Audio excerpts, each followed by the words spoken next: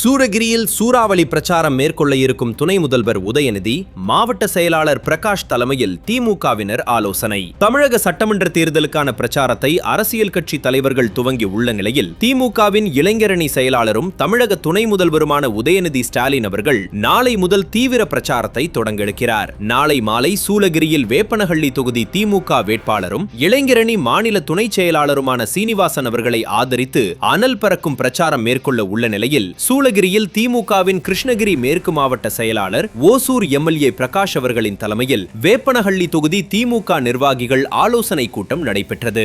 வேப்பனஹள்ளி தொகுதி திமுக வேட்பாளர் சீனிவாசன், முன்னாள் எம்எல்ஏ முருகன் முன்னிலையில் நடந்த கூட்டத்தில் தொகுதிக்குட்பட்ட திமுக நிர்வாகிகள் பலரும் பங்கேற்று உதயநிதி அவர்களுக்கு உற்சாக வரவேற்பு வழங்குவதுடன் கூட்டணி கட்சியினர் என ஆயிரக்கணக்கானோரை திரட்டுவது வெற்றி வியூகம் குறித்து ஆலோசிக்கப்பட்டது.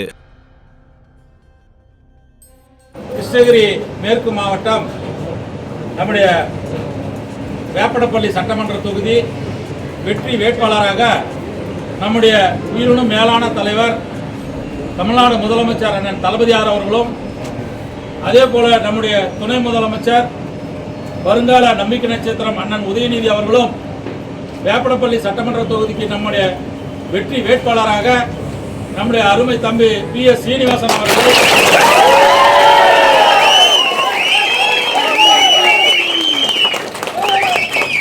அவர்களை அறிவித்திருக்கிறார்கள். ஆகவே அவரை